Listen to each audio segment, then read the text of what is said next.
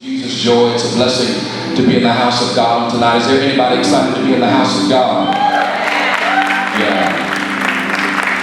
I want you to look at somebody real quick and tell them you're in the right place tonight. Find somebody else in front of you or behind you on the side of you and tell them you're in the right place tonight. Hallelujah. Well, I greet you with Jesus' joy. What a blessing it is to be in God's house. I have been having the privilege for the month of September and turning here into the month of October to be preaching for pastors all over Central Florida as of late. I told my church for some reason they keep calling me.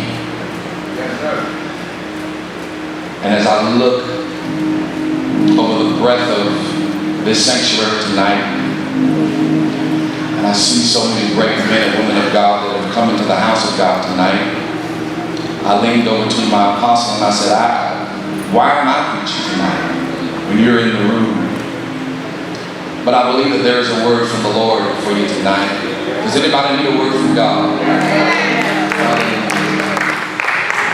Will you stand on your feet all over the house? It's our custom to stand at the reading of God's word. We give honor to Pastor Geremy, Pastor Tanny Salter, amen. Mother, Pastor, and Apostle Geremy Salter, can we give God praise for her? And all of those people are wonderful, and all of those people are great, but there's nobody better in this room than Pastor Salter. Can we give God praise for her? She's managing our children and assisting me in ways that you don't even know. Luke chapter 19. Luke chapter 19, beginning at verse 1. This is why they call me here. Luke chapter 19, beginning at verse 1. When you get it, I want you to shout out, got it? If you have it on your phones, if you have it on your iPad, if you don't have it anywhere, we have it on the screens for you tonight. Luke chapter 19, beginning at verse 1. If y'all can assist me just a little bit, whoever's assisting, can y'all bring the house lights up so I can read my Bible? If you can, when you get it. Luke chapter 19, beginning at verse 1. Come on, let's go. It says, then Jesus entered and passed through Jericho. Now behold, there was a man named Zacchaeus, who was a chief tax collector, and he was rich. And he sought to see who Jesus was. He sought to see who he was, but could not because of the crowd, for he was short of stature. So he ran. Somebody shout, he ran. So he ran ahead and climbed up into a sycamore tree to see him, for he was going to pass that way. And when Jesus came to the place, he looked up and saw him and said to him, Zacchaeus, make haste and come down, for today I must stay at your house. So he made haste and came down and received him joyfully. But when they saw it, they all complained and said, he has gone to be a guest with a man who is a sinner. Then Zacchaeus stood and said to the Lord, look, Lord, I give half my goods to the poor. And if I have taken anything from anyone by false accusation, I restore fourfold. And Jesus said to him, today salvation has come to this house, because he also is a son of Abraham. For the Son of Man has come to seek and to save that which was lost. I want to preach a message just for a little while, simply entitled, How Bad Do You Want It? How bad do you want it? How bad? I know you want it, but how bad do you want it? Will you bow your heads all over the house? Heavenly Father, we thank you for this opportunity to open the volume of the book. Father, we pray for great grace on tonight to be given, not only to me the teacher, but to your people the hearer. We pray in the name of Jesus for the anointing to continually be released that destroys yokes and breaks fetters. I thank you for supernatural transformation. I thank you for the push in the Holy Ghost that's getting ready to be released tonight. I give you praise and glory in advance for what you are getting ready to do. I thank you for the spirit of liberty and liberation that is already taking place in this room. We say yes to your will tonight. Have thine own way, Holy Ghost. Be glorified and exalted in this house. We thank you for the shifting and the transition that you are bringing each and every individual and every family into tonight. We praise you and give you glory for doing exceedingly, abundantly, above all that we can ask or think, according to the power that you have graced on us on tonight. We praise you and we give you glory for all these things in Jesus' name. Somebody give God a praise right where you are. You can be seated in the house of the Lord on tonight. In our text tonight, we find Jesus at a unique place in his ministry. When we find Jesus at this particular place in Luke chapter 19, Jesus is what we would discover is at the apex of his ministry. By this time, Jesus has already walked on water to the degree that men would say, what manner of man is this? That even the winds and the seas obey him. By this time in Jesus' ministry, Jesus has already fed the multitude with 2 fish and 5 loaves of bread several times, proving that he is able to do a lot with a little. By this time, as my sister was declaring earlier, Jesus has already raised Lazarus from the dead, proving that the resurrection is not an event, but that he is the resurrection and that he is the life. And so when we come to Luke chapter 19 by this time, because Jesus is at the apex of his ministry, men and women are following him from everywhere. There are crowds that are following Jesus, and I want to know tonight that they are following him with no Facebook and no Instagram and with no social media presence. Jesus has followers who are following him from everywhere.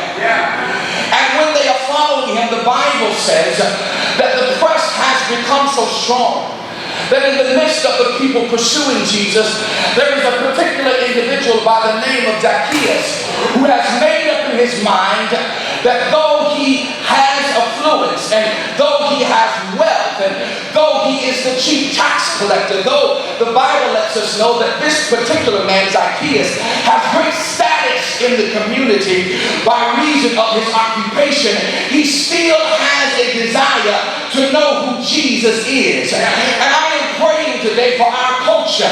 I am praying today for our generation that we do not lose the desire in the midst of the Bentleys, in the midst of the big homes, in the midst of the nice businesses, in the midst of pursuing entrepreneurship, that you do not miss the central reason that God brought you here, that is to pursue Jesus. Zacchaeus was a man that in spite of his wealth and in spite of his affluence, because he was a tax collector, he had a poor reputation in the presence of people. Because tax collectors were viewed as individuals who were only after people's money and that they would be unfair and unjust with the money. But the thing that I love about Zacchaeus is in spite of the opinions of other people, he still had the desire to not be focused on what people say, but focus on his pursuit of Jesus. And I want to encourage somebody tonight that no matter what your reputation is, no matter what your occupation is, no matter what mistakes you've made in your life or what your reputation is in the community, don't stop pursuing Jesus. I know it's not a deep point, but it is a central point that Jesus has to be the pursuit of every man. It has to be the pursuit of the poor man. Jesus has to be the pursuit of the wealthy man. Jesus has to be the pursuit of the black man. And Jesus has to be the pursuit of the white man. Jesus has to be the pursuit of the Democrat. And Jesus has to be the pursuit of the Republican. Jesus has to be, somebody Pursue Jesus. This is what we have to be about as a generation. And this is not the central point of my message, but I am concerned for a generation of people who are no longer pursuing Jesus. I am concerned for a generation of children that can no longer quote the 23rd Psalm. I am concerned for a generation of people that can no longer quote the Our Father prayer. I am concerned for a generation of people that would rather be fly and turn up in the club than come into the house of God and lift holy hands. I am concerned for a generation of people that would rather be fly on Instagram than holy in the house of God. We need to be a generation, we need to be a people that is still saying, for God I live. Somebody shout, see Jesus. I know it may not be popular anymore. I know it may not be cool anymore. I know it may not be cachet anymore. But I still believe that he that hungers and thirsts after righteousness shall be filled. I still believe that the effectual fervent prayers of a righteous man availeth much. I still believe that if you turn down your plate, seek his face, turn from your wicked ways, then God will hear from heaven. I still believe that he will forgive your sins and he will heal your land if you will learn how to seek Jesus.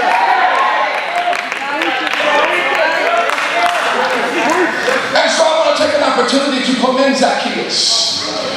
In the midst of his poor reputation, he does have the desire to see Jesus. But the Bible says that in the midst of his pursuit of seeing Jesus, because Jesus is now at the apex of his ministry and at the apex of his following, the crowd is too great. The Bible says not only is the issue that the crowd is too great, but even a greater issue is that Zacchaeus, the Bible says, is a man of short stature. And isn't it amazing how you can have it together in one area of your life when you're wealthy and profitable, when you got your money situated, but you still got this issue over here that I can't figure out my marriage. I got my money right, but I ain't figured out my marriage yet. I got my marriage together, but I haven't figured out how to raise these knucklehead children of mine yet. And it can be a wrestle. I figured out how to come to church on time, but I haven't figured out how to be holy when I leave church yet. Is there anybody in this house? And Zacchaeus is dealing with the frustration that many of us deal with, where we are blessed over here, we are winning over here, but we have a limitation and we have a frustration over here. And Zacchaeus is dealing with such a limitation that it is stopping him from getting to Jesus. His limitation is stopping him from getting to Jesus.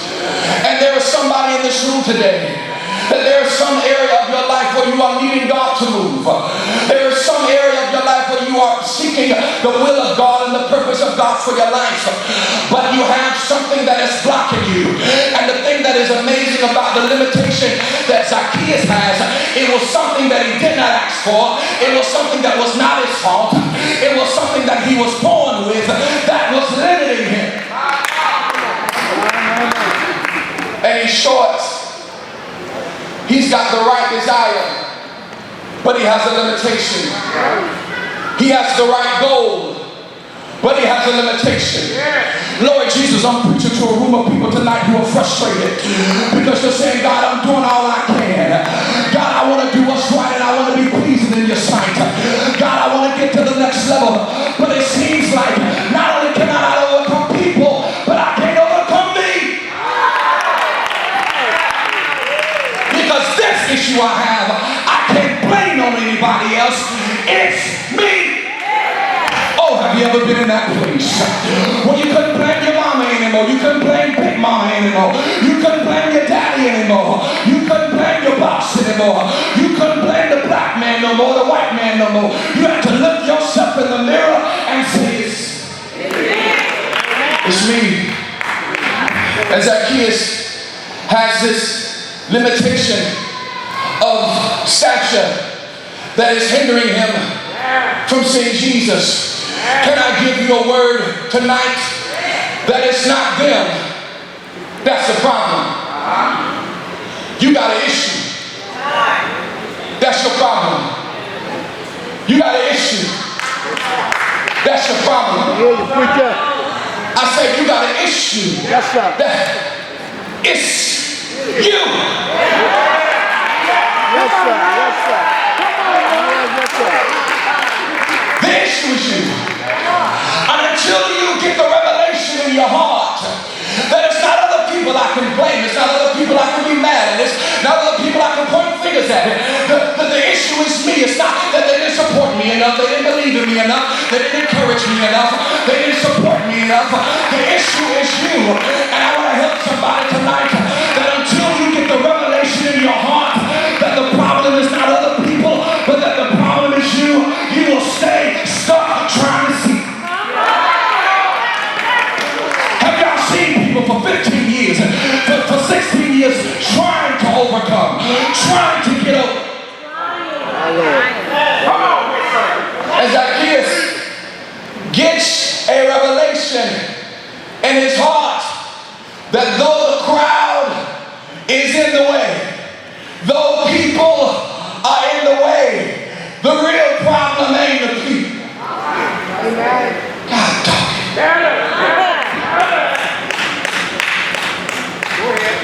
I had an opportunity to register for school, but I applied too late. It's me. I had an opportunity to be in a loving and healthy relationship, but I treated that last man, the new man, like he was the last man, and I had to realize it was. I finally got to a good church where this man with gray beard and his wife, who's, she kind of cute, they finally loving me, and then I'm unfaithful and I'm undependable, and I have to recognize that it's not them like one of the last pastors. It's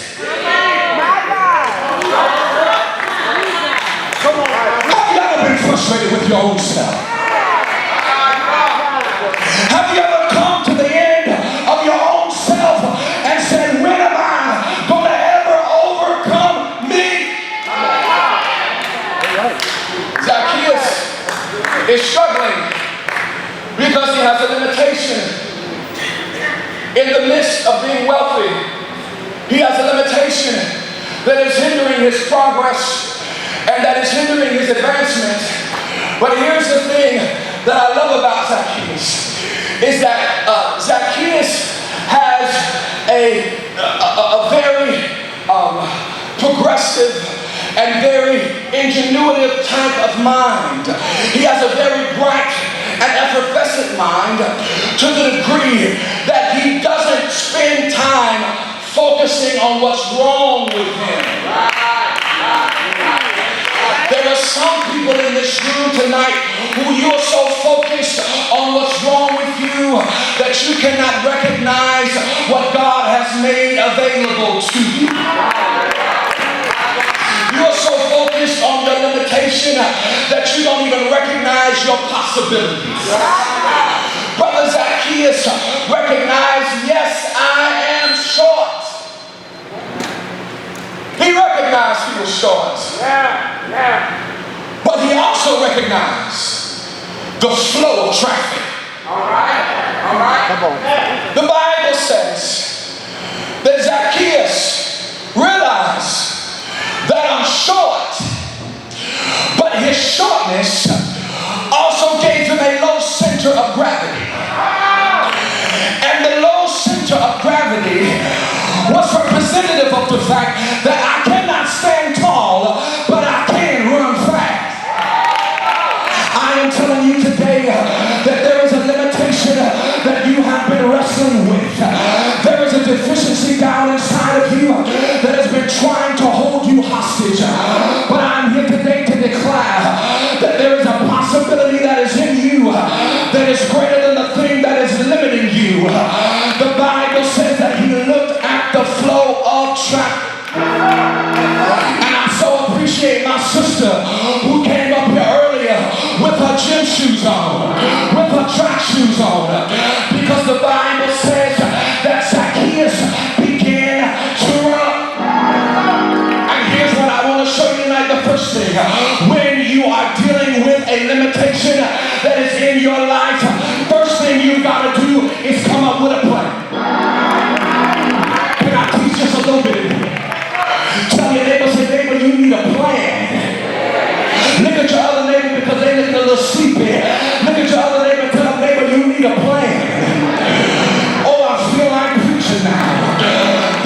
Bible says that Zacchaeus began to look up the road. And when Zacchaeus looked up the road, he realized that there was a place that Jesus had not got to yet.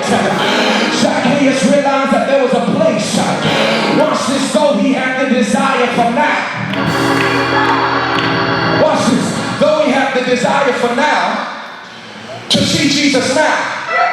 He said, my limitation won't allow me to get my goal right now. He said, but don't worry about it, I got a plan. Now this is what I appreciate about Zacchaeus, apostle, is that Zacchaeus had a desire, but he was willing to have some delayed gratification. Delayed gratification.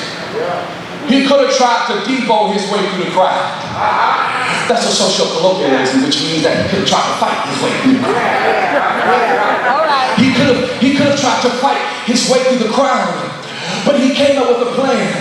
And I want to tell every person in this room tonight that when you are dealing with the limitation, as I said, the first thing you got to do is you got to get a plan. Somebody say, get a plan. You got to get a plan for how you are going to overcome your limitation.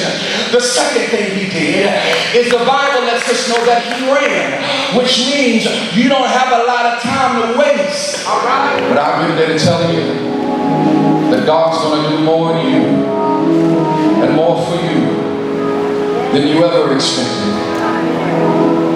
That's the message tonight.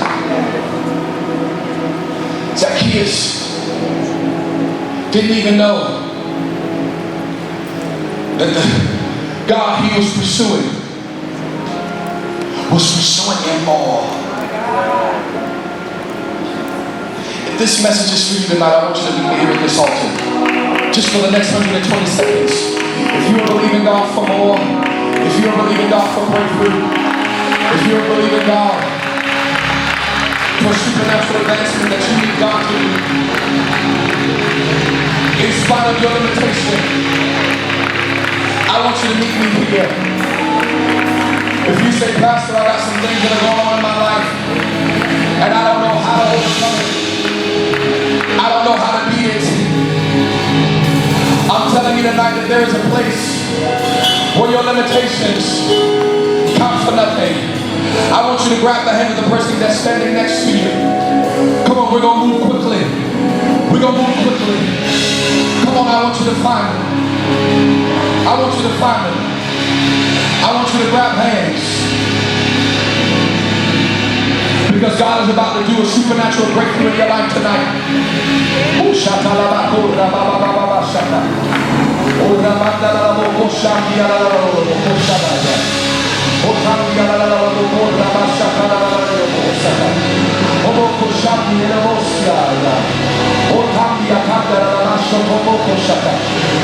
Come on for the next 30 seconds. Will somebody just begin to pray? Because there has been a wrestle, there has been a frustration, there's been too much self-loathing. There's several of you in here that have been loathing yourselves. You've been caught up in self-hate because all you can see is your limitation. But I'm telling you tonight, God's getting ready to break that yoke over your life. He's getting ready to abolish that chain that is over your life. Come on for 15 more seconds. Will somebody pray in this house? Oh,